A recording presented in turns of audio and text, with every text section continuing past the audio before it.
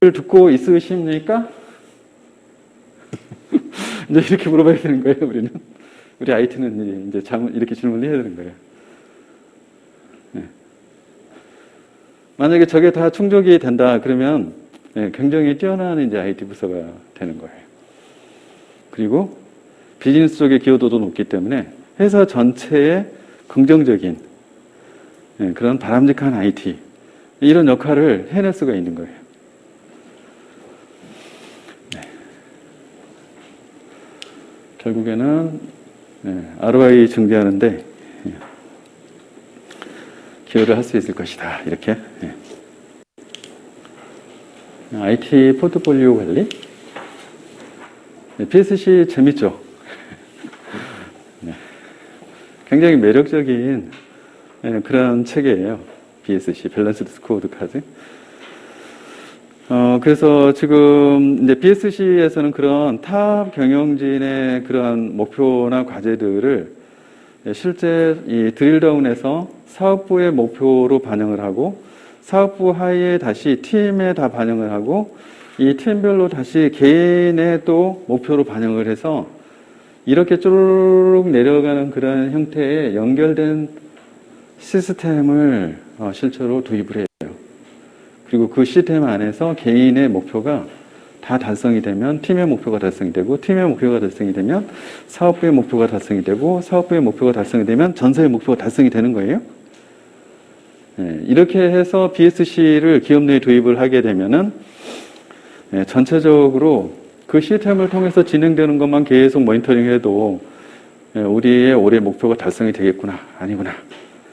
그리고 우리가 매출 위주로만 가고 있는지, 아니면 저런 골고루 미래의 이 고객들까지 감안해서 우리가 지금 하고 있는지, 이런 것들을 시스템을 통해서 다 이제 체크가 가능한 거예요. 그래서 시스템도 실제로 있어요, BSC가. 일단 포트폴리오 관리로 넘어가면은 이제 저희가 이제 전략을 연계한다 또는 성과를 관리한다, 이런 것들은 이제 BSC 통해서 지금 방법들을 봤는데, 일단은 IT가 그렇게 해서 과제들을 뽑았어요. 그럼 그 과제들이 정말로 잘 뽑힌 과제여야 되고, 이 과제들을 쭈루룩 나래비 세우면 큰 기업은 몇백 개, 몇천 개가 되거든요. 그러면 여기에다가 다 예산을 투입을 할 수가 없어요. 왜냐하면 예산이 제약이 있기 때문에.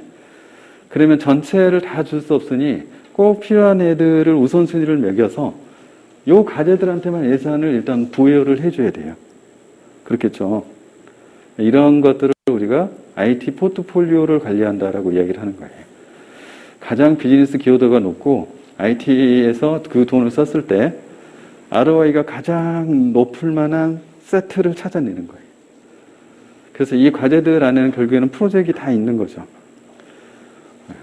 자, 그것들을 어떻게 할 거냐에 대한 이야기를 이제 IT 포트폴리오 관련한 이름으로 하는 거예요. 그래서 이제 항상 이런 얘기를 듣고 있는 거죠. IT의 비즈니스적인 가치를 증명하라. 니네 IT가 하는 일이 뭐야? 돈만 쓰고 있잖아. 맨날 이런 얘기 하잖아요. 그죠? 그러면 없애든지, 없애지도 않으면서 왜 그런 얘기 하는 거야? 그래서 돈만 쓰면 없애지. 왜 안 없애고 자꾸 그런 얘기를 해? 뭐, 잘하라는 이야기겠죠? 근데 어떻게 하는 게 잘하는 거냐에 대한 이제 도전이 있는 거예요. 그래서 이제 뭐 IT 쪽 뭐 이런 이야기들이 많이 이제 뭐 나오고 있는데요. 결국에는 디바이드 앤드 컨커를 한다라는 개념이 이제 들어오기 시작하는 거예요. 어떠한 문제를 해결할 때는 통으로 문제 해결이 안 되기 때문에 그거를 이제 분할을 해보는 거예요. 분할을 해보면 분할된 단위에서 어느 부분이 문제인가를 찾아낼 수 있어요. 문제가 아닌 것들을 제끼고 나면 나머지 희미한 영역이 남죠.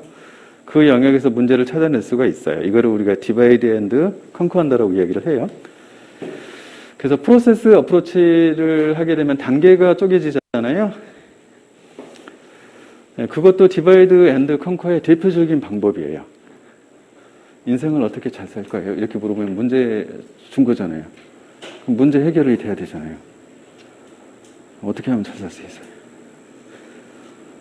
시험 문제, 삶을 잘 사는 방법을 설명하라. 뭐 이렇게 하면 괴롭겠죠? 근데 시험 문제에 IT가 어떻게 비즈니스에 기여할 수 있는지 방법을 설명하라. 이러면 또 머리가 하얘지겠죠? 자, 이런 경우에 답변을 어떻게 하느냐는 디바이드 앤드 컨커를 할 수 있느냐 없느냐에 달려있는 거예요.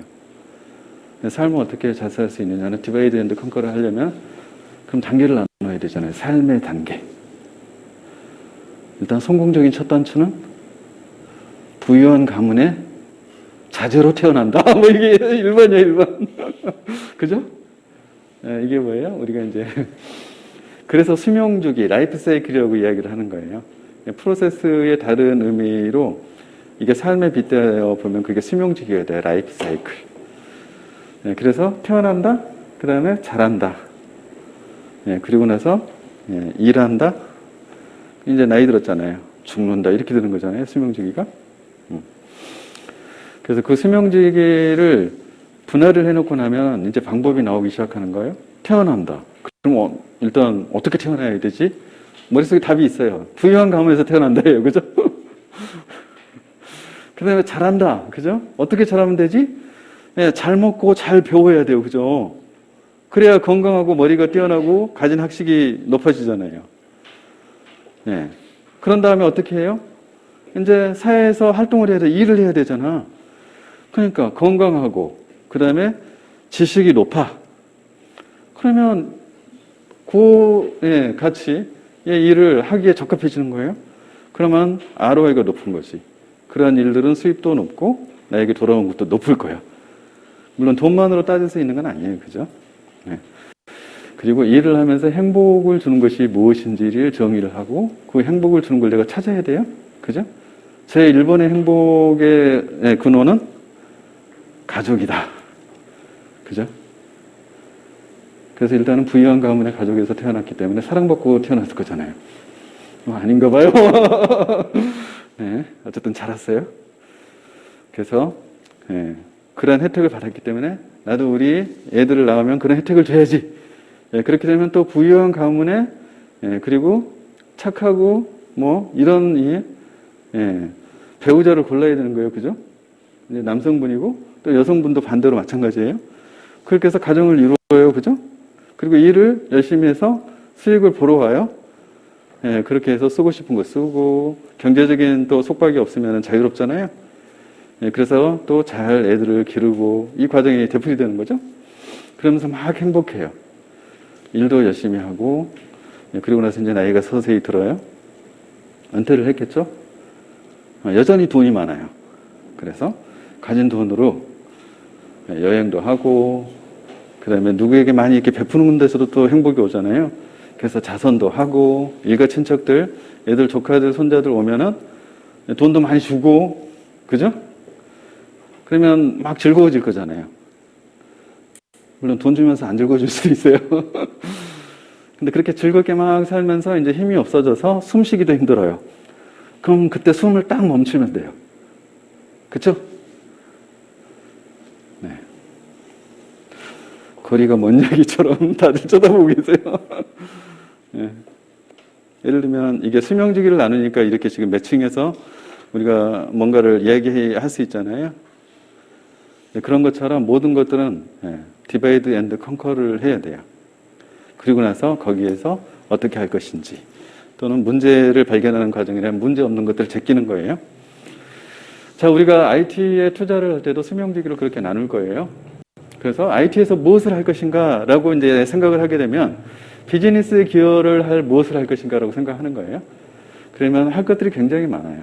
이제 그런 것들 초로록 목록을 도출하는 거예요. 자, 이렇게 목록을 처음에 도출하는 과정들을 우리가 디스커버리를 한다라고 이야기해요.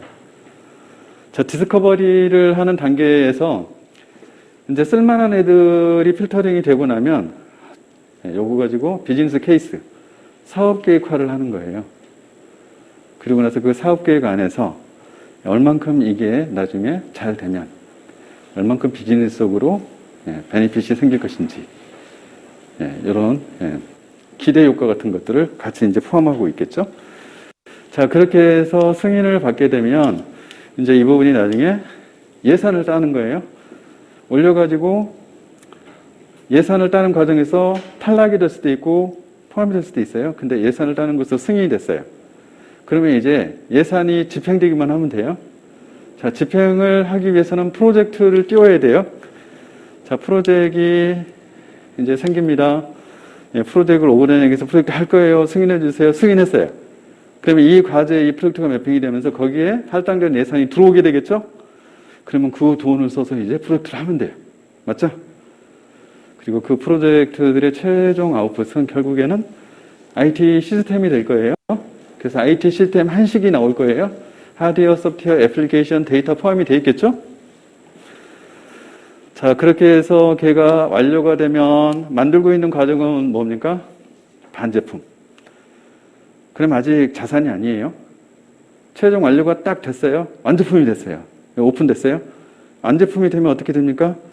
고정자산으로 인식이 돼요. 회계상으로. 그러면 이때 비로소 IT 에셋이 됐다라고 이야기를 하는 거죠. 그래서 자산이 되는 순간에 이제 자산에 대한 이제 손망실을 방지하기 위해서 전사 재무팀에서 관리하기 시작하는 거예요. 손망실을 자산을 잃어버리면 안 돼요. 손상이 돼도 안 돼요.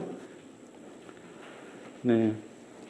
그래서 이제 IT 에셋 단계로 가게 되면 우리는 운영 유지 보수를 하게 된다는 거예요. 그죠? 그래서 이러한 것들이 전부 IT 예산의 카테고리인 거예요. 그럼 결국에는 예산을 요청할 때는 어떻게 해야 돼요? 프로젝트 예산을 요청하든지 운영 유지 보수 예산을 요청하든지 이렇게 해서 요청을 해야 되는 거죠. 그죠? 그리고 새로운 프로젝트를 하고 싶다 그러면 디스커버리 단계에서 과제 목록을 막 올려야 되는 거죠. 그죠? 그리고 이 과제 목록에서 실제로 프로젝트하고 운영하기 위해서 돈이 얼만큼 필요할 건데요 라는 것은 여기서 지금 카운팅이 되겠죠. 이러한 단계로 나누어서 IT의 투자 관리를 해라 라고 이야기하는 부분이 이제 IT 투자 포트폴리오예요. 그래서 디스커버리, 프로젝트, IT 에셋 이렇게 세 가지 분류로 기억을 하세요. 프로젝트나 IT 에셋은 금방 머릿속에 들어가실 건데 이 디스커버리 부분이 좀 잘 안 들어가지려고 하죠. 그죠? 근데 이제 영어로 표현된 것들은 대부분 좀 이니시에이션 시작하는 단계에서는 대부분 디스커버리라는 용어를 많이 쓰더라고요. 그래서 그렇게 이제 생각을 하시면 될 것 같아요. 이제 요거는 쭉 그 전략 방향, 사업 목표 이렇게 해서 비즈니스랑 IT를 쭉 얼라인 해오는 그 탑다운 과정들을 이렇게 표현을 해놓은 거예요. 네, 그래서 이제 디스커버리 포트폴리오 관리할 때 신사업 계획을 식별하고 아이디어 관리 상세하고 타당성 가치 평가하고 아이디어 선정하고 비즈니스 케이스 작성해서 구체화한다. 그래서 이게 해도 돼, 이거 가치가 있어 승인이 되게 되면 그럼 이제 포트폴리오 안으로 목록에 올라오는 거죠. 그리고 나서 포트폴리오 실행 관리를 하는 거고요. 이 포트폴리오 안에 있는 이 목록 중에서 올해는 여기까지 하자. 그리고 이거는 올해는 예산이 없으니까 요거는 내년으로 넘기자. 이런 것들 그 안에서 하고 있는 거예요. 그렇게 해서 프로젝트, 여기에 이제 타게 되면은 실제로 프로그램이 구현이 돼서 IT 시스템이 되는 거고, 그리고 나서 프로젝트 종료 평가를 할 때 앞으로 얼만큼 기여할 수 있을 것 같아요. 이런 가치 평가도 이제 하는 거예요. 그리고 이제 IT 에셋으로 넘어가면 이제부터 이제 운영 단계가 되는 거죠. 그래서 활용도 관리 시스템을 만들어서 사용자들이 엄청 쓰고 비즈니스에 도움을 줄 거예요. 그러는데 사용자들이 진짜로 그렇게 쓰고 있어? 이게 뭐예요? IT 활용도죠. 이런 것들은 결국에는 페이지마다 히트 레이트를 관리하는 특정 이 에이전트 같은 거를 써서 실제로 이렇게 데이터를 막 수집을 하는 거예요. 이게 되게 이제 해보면은 엉뚱한 결과가 많이 나와요. 그리고 이제 주기적으로 가치 평가를 해서 폐기할지 말지. 그리고 만약에 고쳐 쓰자 그러면 개선사항 식별해서 이 위로 다시 올리는 거예요.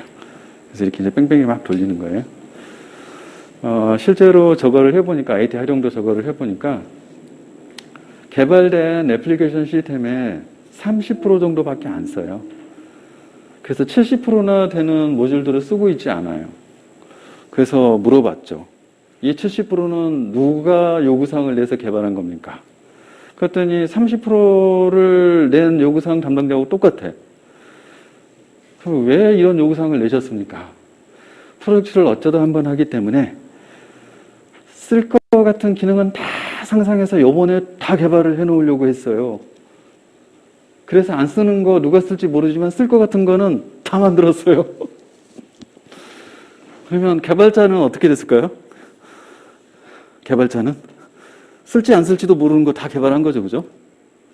그러고 나서 애플리케이션 번수가 엄청나게 크죠. 그러니까 IT 자원도 많이 먹어야 되잖아요. 그래서 서버를 빵빵한 걸 줘야 돼. CPU도 많이 주고 메모리도 많이 주고.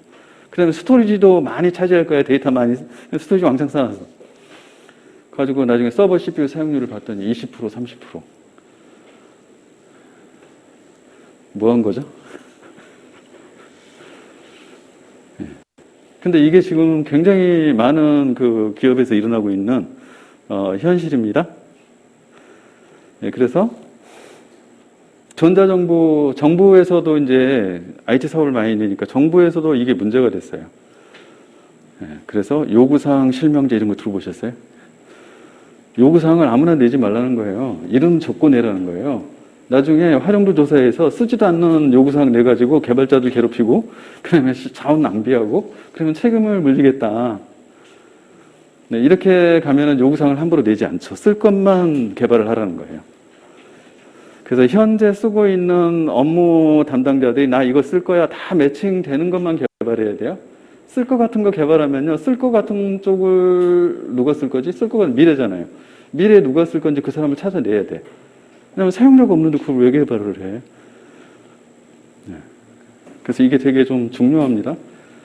근데 이 부분들은 대부분 추가 요구사항이 돼서 개발자는 옳아서 뭐 궁금하고, 물론 요즘은 안 하죠. 6시 되면 집에 가죠.